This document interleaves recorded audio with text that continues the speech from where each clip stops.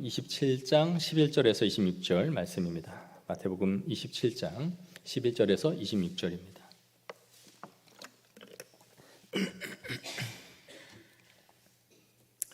우리 교독하도록 하겠습니다. 제가 11절 읽겠습니다. 예수께서 총독 앞에 섰음에 총독이 물어 이르되 내가 유대인의 왕이냐? 예수께서 대답하시되 내 말이 옳도다 하시고 사람들과 장로들에게 고발을 당하되 아무 대답도 아니하시는지라. 이에 빌라도가 이르되 그들이 너를 쳐서 얼마나 많은 것으로 증언하는지 듣지 못하느냐 하되 한마디도 대답하지 아니하시니 총독이 크게 놀라워하더라. 명절이 되면 총독이 무리의 청원대로 죄수 한 사람을 놓아주는 전례가 있더니 그때에 바라바라 하는 유명한 죄수가 있는데 그들이 모였을 때에 빌라도가 물어 이르되 너희는 내가 누구를 너희에게 놓아주기를 원하느냐? 바라바냐 그리스도라 하는 예수냐 하니 이는 그가 그들의 시기로 예수를 넘겨준 줄 알미더라. 총독이 재판석에 앉았을 때에 그의 아내가 사람을 보내어 이르되 저 옳은 사람에게 아무 상관도 하지 마옵소서. 오늘 꿈에 내가 그 사람으로 인하여 애를 많이 태웠나이다 하더라. 대제사장들과 장로들이 무리를 권하여 바라바를 달라 하게 하고 예수를 죽이고자 하게 하였더니 총독이 대답하여 이르되 둘 중에 하나를 너에게 놓아주기를 원하느냐? 이르되 바라바로소이다. 빌라도가 이르되 그들이 다 이르되 십자가에 못 박혀야 하겠나이다. 빌라도가 이르되 어찌미냐 무슨 악한 일을 하였느냐? 그들이 더욱 소리질러 이르되 십자가에 못 박혀야 하겠나이다 하는지라. 빌라도가 아무 성과도 없이 도리어 밀란이 나려는 것을 보고 물어 가지다가 무리 앞에 씻으며 이르되 이 사람의 피에 대하여 나는 무죄하니 너희가 당하라. 백성이 다 대답하여 이르되 그 피를 우리와 우리 자손에게 돌릴지어다 하거늘. 이에 바라바는 그들에게 놓아주고 예수는 채찍질하고 십자가에 못 박히게 넘겨주니라. 아멘. 동물은 죽어서 가죽을 남기고 사람은 죽어서 이름을 남긴다라는 말이 있죠. 여기에 저는 하나를 더해서 사역자는 죽어서 설교를 남긴다라는 말을 더하고 싶습니다. 우리는 자신이 행한 것에 의해 좋은 이름이든 혹은 나쁜 이름이든 그 이름을 남기게 되죠. 우리가 성경에서 여러 이름들을 접하게 되는데 그 이름을 대할 때마다 성경 안에서 그 사람이 보여준 행적들을 생각하게 합니다. 그런데 그 중에서도 정말 불명예스러운 이름 가운데 하나가 바로 가룟 유다와 이 본디오 빌라도라는 사람이죠. 매번 예배 때 우리가 사도신경을 고백할 때마다 이 본디오 빌라도라는 이름이 계속 거론되는 이름입니다. 참으로 불명예스러운 이름으로 사용되고 있는 것이죠. 예전에 청년부를 사역할 때 한 형제가 빌라도는 별로 잘못한 게 없는 것 같은데 왜 빌라도에 의해서 고난을 받아 십자가에 못 박혀 죽었느냐? 그는 별로 잘못한 것이 없어 보인다라는 것이었어요. 근데 오늘 본문 24절을 보시면 빌라도가 아무 성과도 없이 도리어 밀란이 나려는 것을 보고 물을 가져다가 무리 앞에서 손을 씻으며 이르되 이 사람의 피에 대하여 나는 무죄하니 너희가 당하라 라고 말하는 걸 볼 수 있습니다. 예수가 무죄하다는 것을 알고 있었던 사람이 바로 이 빌라도였습니다. 그럼에도 우리는 왜 이 빌라도가 예수님을 죽였다라고 고백하는가? 이것은 예수님의 죽음이 전적으로 빌라도라는 한 사람에 의해서 빚어진 일이라고 모든 것을 이 빌라도에게 덮어 씌우는 의미가 아닙니다. 당시 이 빌라도는 유대의 총독으로서 유대를 다스리는 그 위치에 있었죠. 그는 예수님이 붙잡혀 왔고 신문을 한 결과 그가 잘못을 한 것이 크게 없다라는 것을 알았습니다. 그래서 예수님을 놓아주려고 시도를 하죠. 오늘 본문에 보는 것처럼 바나바와 예수님 중에 저희가 선택해라. 빌라도는 당연히 그들이 예수를 놓아주세요라고 할 줄 알았던 거예요. 그러나 그들이 이미 돈으로 매수를 했고 사람들을 선동하여 예수를 십자가에 못 박도록 그렇게 모든 프레임을 다 짠 상태였습니다. 그렇게 시도를 자칫했다간 이 유대인과 종교 지도자들의 반발이 일어나고 민심이 들끓게 될 것을 두려워하여 예수님을 넘겨준 것이죠. 당시 유대는 로마의 지배를 받고 있는 상태였는데 로마는 이 넓은 영토를 지배하기 위해서 각각의 분봉왕, 총독을 세웠습니다. 그리고 유대를 다스리도록 파견된 사람이 바로 이 빌라도였어요. 그런데 빌라도는 이 변방에 있는 유대가 아니라 끊임없이 중앙정부 로마 안으로 들어가기를 바라는 사람이 바로 이 빌라도였습니다. 그러니까 그는 대단한 정치적 야심가였던 것이죠. 그러기 위해서는 자신이 유대라는 지역을 잘 통솔하고 다스려야 됐어요. 혹시 이곳에서 밀란이 발생하면 자신의 군대로 이것을 걷잡을 수 없을 만큼 밀란이 폭발해버리면 결국 중앙정부의 군대를 요청할 수밖에 없는 상황이 되죠. 그럼 군대가 중앙정부에서 파견되어 온다라는 것은 그가 통솔을 이 지역을 제대로 못했다라는 것이 되고 자신의 정치적인 생명이 위협을 받게 되는 상황에 처해지는 것이었어요. 그렇기 때문에 그는 예수님이 죄가 죽을 만한 죄가 없었다라는 것을 분명히 알고 있었지만 자신의 정치적 입지를 공고히 하고 자신의 정치적 야망을 이어가기 위해서 예수를 유대인의 요구대로 내어주었던 것이죠. 그래서 예수님이 죄가 없다는 것을 알면서도 오늘 성경에서 보여주는 것처럼 손을 물로 씻으면서 나는 이 피에 대하여 무죄하다라고 말을 하는 것이죠. 그러나 그가 이러한 선언을 했다 한들 자신의 죄가 없는 것은 아니었습니다. 왜냐하면 그는 오히려 알면서도 자신의 정치적 야망과 자신의 입지를 위해서 예수를 십자가에 내주는 그 당시의 최고의 권력자였기 때문인 것이죠. 그래하여 오늘 우리가 사도신경에서 고백하는 것처럼 최고의 불명예스러운 이름을 따라 그에게 불려지는 것이죠. 우리는 오늘 이 사도신경의 고백 가운데 5번째의 시간인데 본디오 빌라도에게 고난을 받으사 십자가에 못 박혀 죽으시고 라는 이 고백의 의미를 우리가 이제 살펴보려고 하는 것입니다.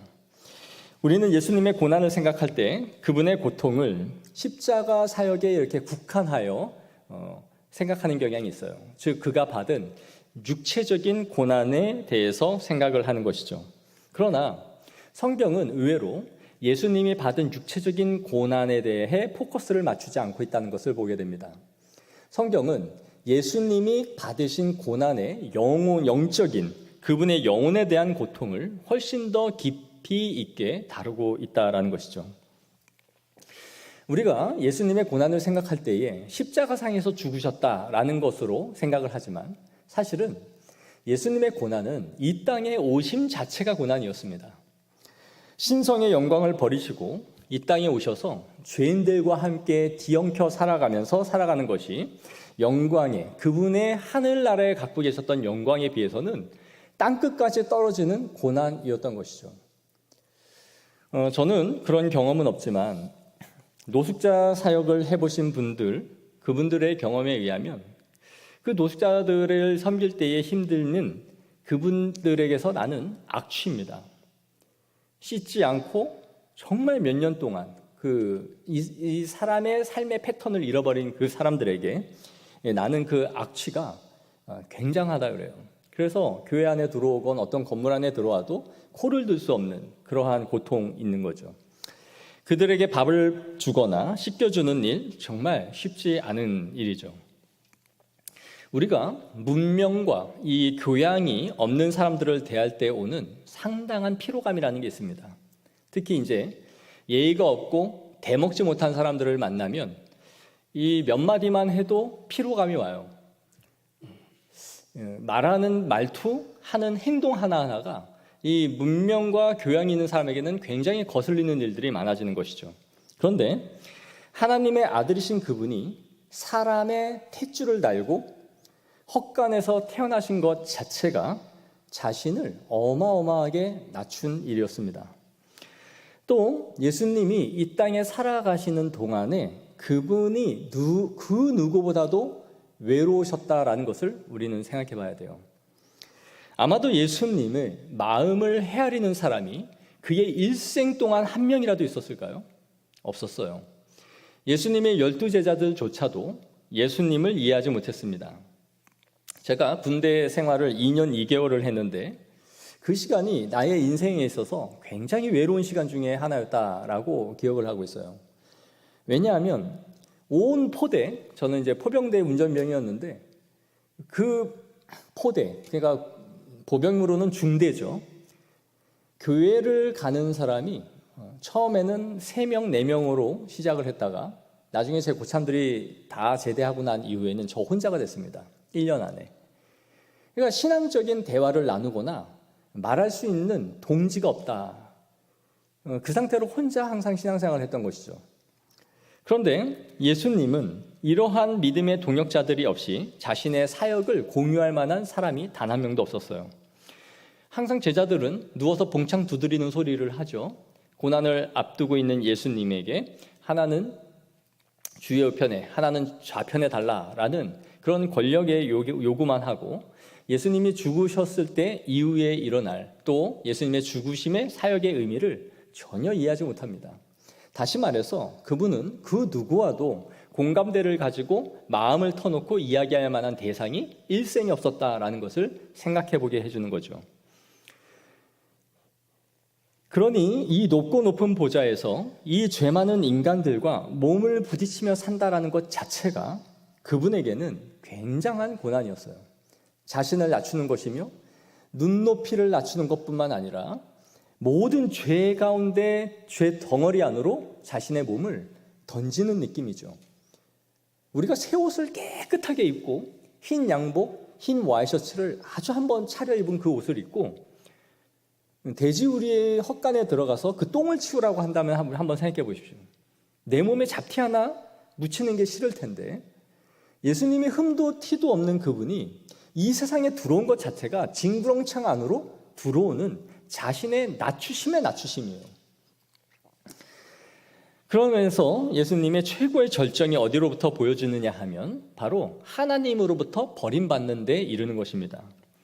아버지께서 일하시니 나도 일한다 라고 말씀하셨고, 아버지와 나는 하나다라고 말씀하셨던 그 예수님이 십자가상에서 하나님으로부터 버림받는 처절한 고통을 겪게 되는 것이죠. 그것을 통해 하나님께서 마지막에 우리를 심판하실 때에 하나님을 떠난 인간이 어떻게 하나님 앞에 버려질 수 있는 것인지를 우리에게 보여주신 거예요.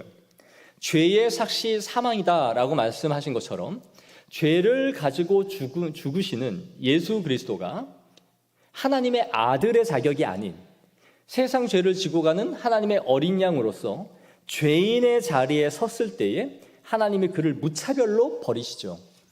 마찬가지로 인간이 자신의 죄를 지고 죽을 때에 하나님께서 너희를 어떻게 심판할 것인지를, 어떻게 매몰차게 하나님과의 모든 관계가 그때는 단절될 것인지를 이 십자가에서 경험한 것이에요. 이것이 예수님이 겪은 고통 중에 가장 큰 고통이었던 것이죠.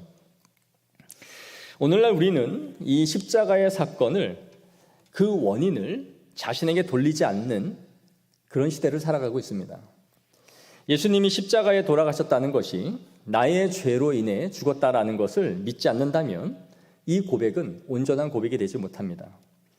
오늘날 예수님이 당하신 십자가는 우리 귀에도 걸고 목에도 걸고 하면서 우리의 삶의 액세서리 정도가 되었을 망정 우리의 가슴에는 이 사건이 새겨지지 않는 것이죠. 많은 사람이 이 불명예스럽고 치욕스러운 십자가가 액세서리로 취급을 받을 망정 우리의 가슴에는 새기지 않는 것입니다. 왜 예수님이 십자가에 죽으셔야 했는가에 대한 우리의 답은 나의 죄로 인하여 그분이 죽으셨다라는 것이죠. 그러나 이것을 믿어지지 않고 받아들이지 않는 거예요. 왜 예수님이 꼭 죽으셔야 했을까요? 라고 묻는다면 그것은 하나님의 공의에 만족하기 위해서다라고 말해야 됩니다. 하나님의 공의를 만족시키시기 위해서 예수님이 죽으셨다라는 것이죠. 구약에서 율법에 의하면 하나님은 보응할 자에게 반드시 보응하시는 하나님이다라는 것을 우리에게 가르쳐주죠. 결코 그들의 죄를 갚지 않으시고 용서해 주시는 것은 없어요. 그래서 당신의 아들이라도 세상 죄를 지고 가는 어린 양으로서 그 예수님을 비참하게 죽음의 자리에 무참히 던져졌던 것이죠. 말씀드린 것처럼 내 아들도 죄인의 자격으로 십자가에서 죽임을 당한다면 그 누구도 하나님의 예수님의 십자가를 부인하는 자들이 마지막 때에 이렇게 던져지고 버려짐을 당할 것이다 라는 것이에요. 이 사건의 가장 큰 의미는 바로 하나님의 공의의 만족을 위해서 예수님이 우리를 죽으셨다라는 것입니다. 오늘날 우리는 하나님의 공의와 심판에 의해 예수님이 우리를 위해 죽으셨다라는 이 교리에 대해 심대하게 비판을 합니다. 사랑의 하나님이라고 하면서 그분이 해도 너무하셨다라는 것이죠. 하나님은 자신의 만족을 위해서 자신의 아들을 잔인무도하게 죽일 만큼 그렇게 하나님은 무자비한 하나님이다라고 매도를 하는 것입니다. 거기에 더 나아가 하나님이 자신을 믿지 않았다는 그 이유 하나만으로 사람을 지옥불에 던지는 그 하나님은 아주 잔인한 하나님이다라고 비판하고 그 하나님을 거부하는 것입니다.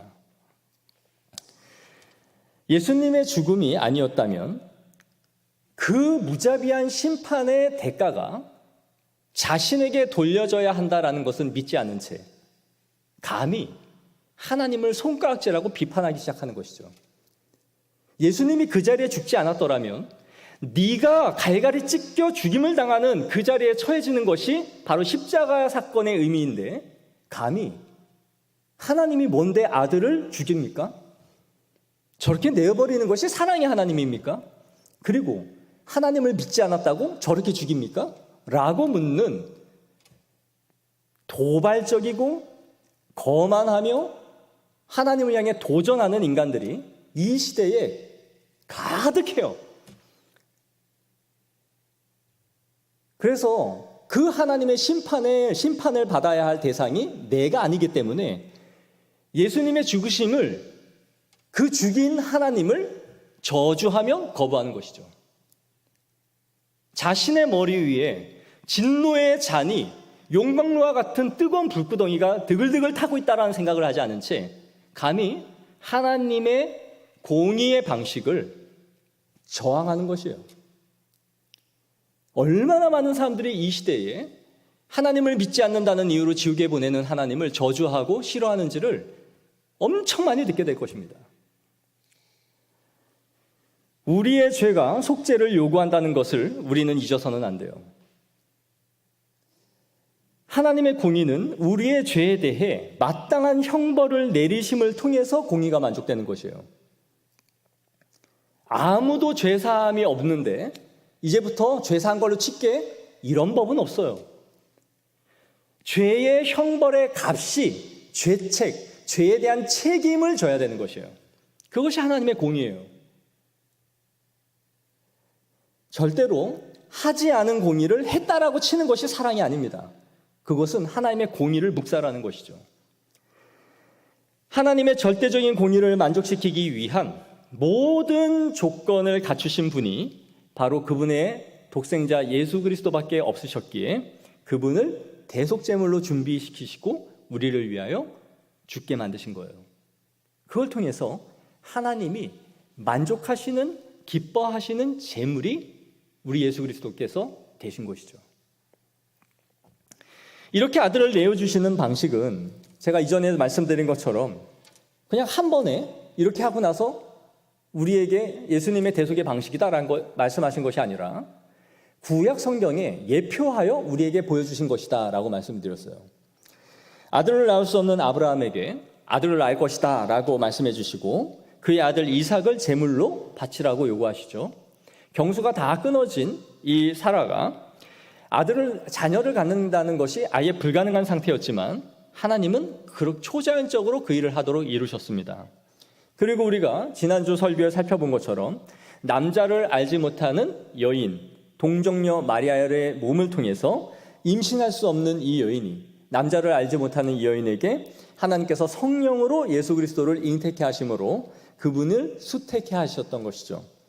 아브라함의 유일한 아들 이삭을 주시고 그 아들을 제물로 바치라는 이 구약의 사건은 단순하게 아브라함에 대한 시험이 아니라 예수 그리스도가 이 땅에 그러한 방식으로 오심으로 산 제물이 되어야 된다라는 것을 예표하여 보여주신 사건이다라는 것을 말씀드렸어요.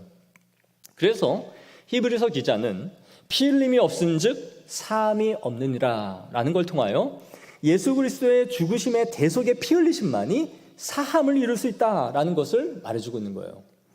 구약은 계속해서 유월절 어린 양을 통하여 그분의 그 피가 문설주와 임방에 바르라고 명령하신 그 의미가 무엇인지, 대속죄일날 대제사장이 대속죄일날 지성소 안으로 들어가는 것이 무엇인지 그 의미를 신약에서 예수 그리스도의 사역에 초점을 맞추고 그분이 이 모든 것을 이루셨다라는 것을 보여주는 거죠. 구약의 모든 제사는 그래서 예수님의 십자가 사건에 초점을 맞추고 있으며 그 계시가 확장되어져서 신약 성경 안에서 밝히 드러나게 하신 것이에요.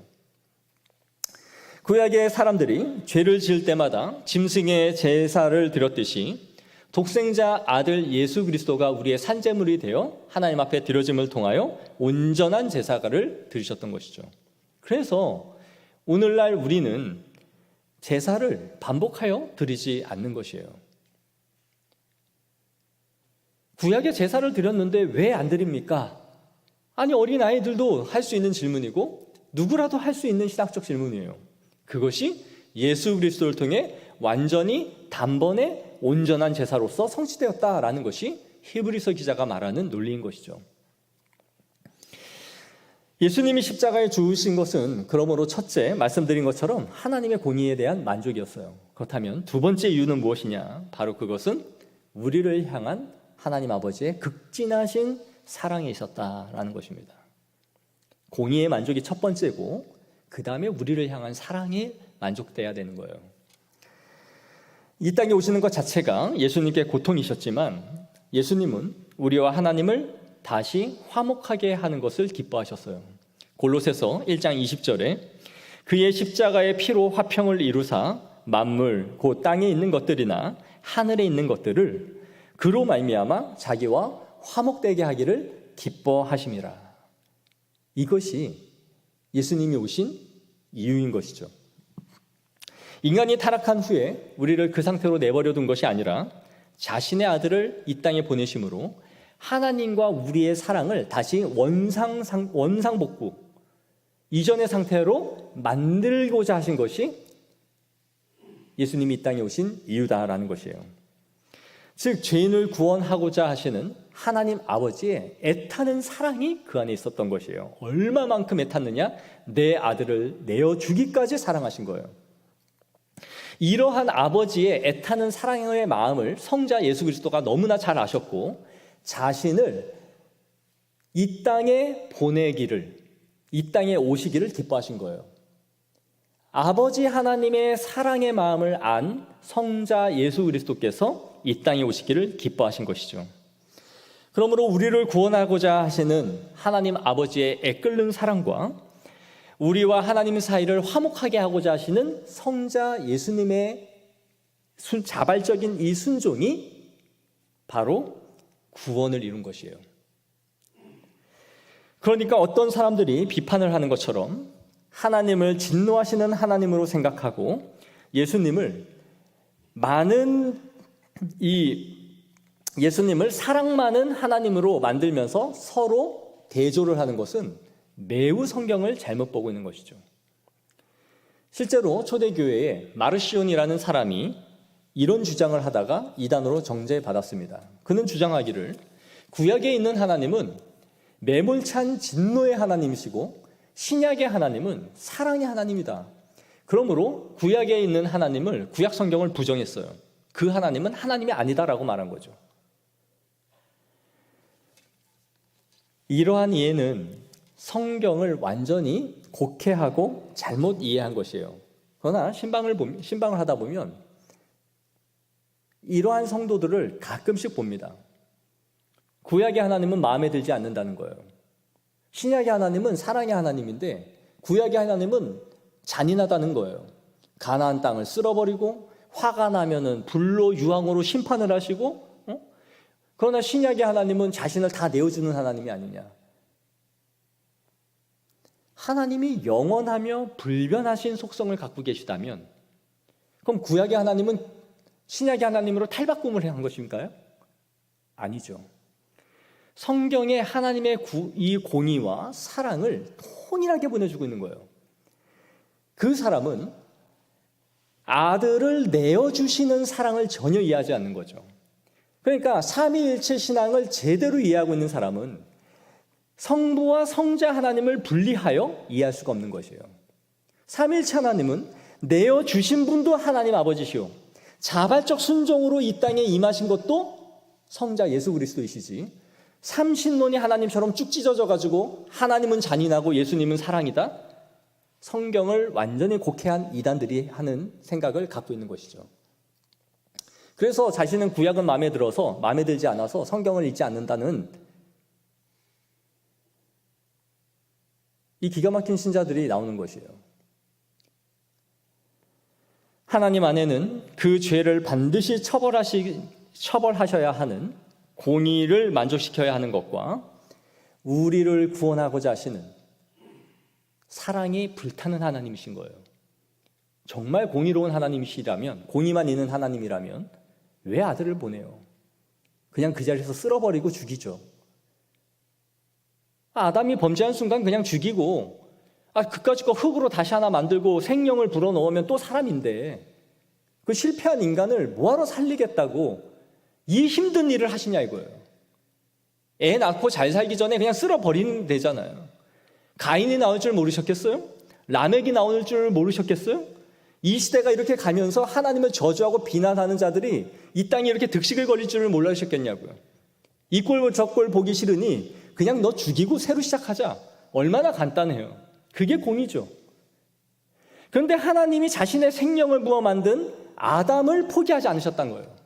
그것은 전 인류를 포기하지 않으신 하나님의 사랑인 것이죠. 우리가 마치 자녀가 잘못된 길을 갔을 때 그 자녀의 큰 잘못을 바로잡기 위해서 심한 회초리를 들고 때리지만 마음으로는 심히 아파하는 부모의 마음을 다 알고 있잖아요. 그 마음을, 이 양가적인 마음을, 하나님의 공의를 만족시키면서도 사랑으로 이들을 이끌으셔야 하는 하나님의 사랑이 그의 아들을 보내게 만드는 것이에요. 우리의 죄를 다루시고 반드시 심판하셔야 하지만 그 죄값을 우리에게 돌리지 아니하시고 그 아들 예수 그리스도에게 돌리시는 하나님의 말할 수 없는 사랑을 담아 주신 것이죠. 그러므로 예수님의 십자가를 바라볼 때마다 우리는 하나님의 공의와 사랑을 볼 수 있어야 되는 거예요. 저 십자가가 없었더라면 나는 하나님 앞에 다가갈 수가 없고 천국을 소망할 수 없으며 저 저주의 진노의 십자가 위에 내가 참혹하게 죽어야 할 대상이었구나라는 것을 생각하게 되는 것이죠.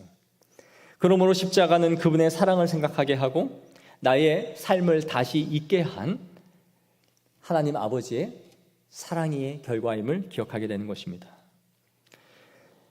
그리하여 자기 아들을 아끼지 아니하시고 내어주신 하나님 아버지의 사랑을 묵살하고 버린 인간들이 장차 하나님 앞에 어떻게 서게 될지를 바라보게 하는 무섭고 참혹한 현장이 십자가 위에 있는 것이죠. 그러므로 십자가는 하나님의 사랑과 공의를 가장 잘 보여주는 빛나는 별과 같은 것이에요. 그 십자가를 생각할 때마다 우리는 두려움에 떨게 되고 그 십자가를 생각할 때마다 하나님의 대속의 은혜에 다시 하나님 앞에 엎드리게 하는 우리에게 가장 빛나는 별인 것이에요. 그렇다면 우리는 예수님이 왜 굳이 십자가여야 했을까 이런 생각이 들죠. 유대인들에게 처벌하는 방식 가운데 하나는 돌로 쳐 죽이는 방법이 있었습니다. 두세 사람이 증인이 되고 돌로 쳐서 죽이는 경우들이 많이 있었어요. 이것이 율법에 사용하는 방식이었죠. 그런데 신명기 21장 23절에 보면 이렇게 말합니다. 나무에 달린 자는 하나님께 저주를 받은 자니다. 이들이 큰 죄를 저질렀을 때에 돌로 치는 것이 있었지만 그렇게 하여 죽은 그 시체를 나무에 달음으로써 사람들에게 경고와 상징의 의미로 쓴 거예요. 사람들이 그 죽은 시체를 보면서 우리도 저런 죄를 지으면 저렇게 죽임을 당한다라는 의미였기 때문에 이들은 나무에 달린 자가 저주를 받는 것이다 라고 이 율법의 규정에 따라서 이해를 했던 것이죠. 로마인들에게 있어서 이 십자가형은 국가 반역자들에게 행해지는 형틀이었어요. 그러니까 자연스럽게 로마인들에게는 주어지지 않는 십자가형이었던 것이죠. 그러면 예수님이 죽은 죄 몫이 무엇이었습니까? 유대인에게는 신성모독죄였죠.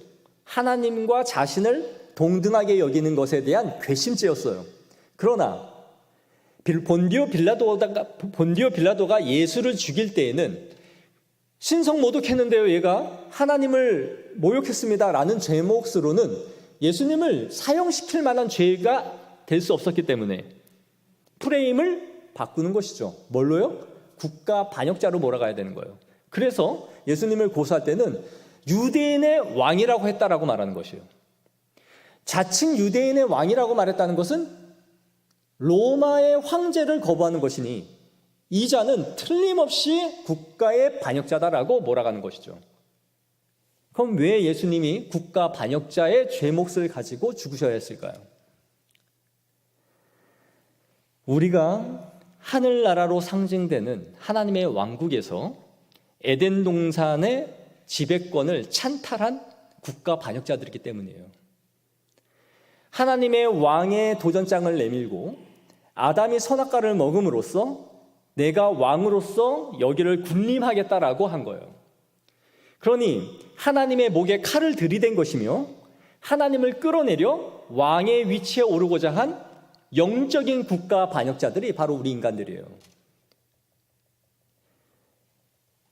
하나님을 모반하고 그분을 암살하여 지배권을 휘두르지 못하게 하여 저지른 사건, 그 죄 몫을 그대로 예수님이 국가의 반역자의 잘못을 지시고 우리를 위하여 대속제물이 되신 것이죠. 오늘날 하나님의 진노와 사랑 가운데 사람들은 그 사랑을 갈망합니다. 나에게 오셔서 내 마음을 어루만지는 하나님을 원합니다. 그래서 우리는 전도할 때마다 하나님은 당신을 사랑합니다 라고 시작을 합니다. 그러나 하나님의 공의에 만족이 없이는 하나님의 사랑을 받을 수가 없습니다. 이 순서를 거꾸로 해서는 안 됩니다. 자신이 죄인임을 알지 못하는 자에게 하나님의 사랑이 선포되는 것이 아닙니다. 죄인임을 알지 못하는 자의 머리에는 진노밖에 임하지 않아요. 하나님의 사랑은 자신의 죄를 고백하는 자들에게 넘치는 은혜를 부어주시는 거예요.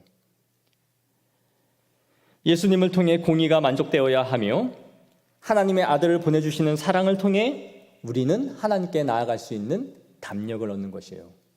오늘날 왜 이렇게 시덥지 않은 그리스도인들이 넘쳐납니까? 하나님의 공의는 저버린 채 사랑의 하나님으로 둔갑시킨 결과가 아닐까요? 내가 죄인이라는 이유도 없는데 나를 사랑하신다니 그 하나님이 나의 앞길을 책임지는 것이 당연한 거죠. 너무나 뻔뻔스러워지지 않겠습니까? 하나님이 날 사랑하신다면서요. 그럼 나를 축복하셔야죠. 당당하게 말하는 거죠. 내가 죄인이라는 것을 인정하지 않으니 예수 그리스도가 나를 위해 죽으신 이유가 하나님의 공의를 대신 만족시키셨다라는 감사와 찬양과 그 은혜가 없는 거예요. 그냥 사랑만 밖에 없어요. 아, 그분이 나를 위해 죽으셨구나. 그래, 그 아들도 주신 하나님이시니 나는 떳떳하다. 나는 사랑받을 만한 자니까 그분이 죽는 것이 당연해. 이런 불안당 같은 그리스도인들이 넘친단 말이에요. 그분이 없었다면 하나님의 공의를 만족시키지 못했을 것이고 그 모든 진노가 나에게 쏟아졌을 텐데 그것을 다 잃어버렸으니 내가 원하는 하나님을 사랑의 방식으로 바꾸는 것이죠. 본디오 빌라도가 고난을 받아 죽으셨다라는 의미는 역사 속에 존재하는 빌라도라는 이름에 가진 총독에 의해서 예수님이 죽으셨다라는 사건을 말하는 게 아니에요. 우리가 말하는 이 사도신경은 전부 다 아주 우리의 신앙 고백을 함축한 고백이지 달랑 그 말 하나가 우리의 신앙의 전부를 대신하지 않는다는 것을 이제 알게 되지 않습니까? 아주 짧은 문구로 이 신앙을 축약했을 뿐 그 말 하나에 복음의 진리가 다 담겨 있는 것이 아니란 말이에요. 하나님의 사랑과 공의의 깊이가 무엇인지를 체험하고 알아야 이 고백에 깊이 있는 참된 그리스도인이 되는 것이에요. 사랑하는 성도 여러분, 우리가 예수님의 죽으심의 의미가 하나님의 공의의 만족과 예수님의 사랑, 하나님의 아들에 보내주신 그 크신 사랑의 결과였음을 알 때에 이것이 우리에게 기쁨이 되고 영광이 되며 은혜가 되는 것입니다. 그것이 찬양이 되는 것이에요. 사랑하는 성도 여러분, 이 고백을 회복해야 됩니다. 십자가를 액세서리처럼 여기고 그 의미는 알지 못하면서 귀에 달고 목에 달고 카툰을 하겠다고 문신을 새기고 돌아다니면서도 그 의미를 모르는 이 시대 가운데서 우리가 서 있다면 구원의 진리는 우리에게 없는 것입니다. 예수님의 죽으심을 가볍게 만드는 것입니다. 그 은혜와 참된 고백이 우리 모두에게 넘쳐나기를 소망합니다. 기도하겠습니다.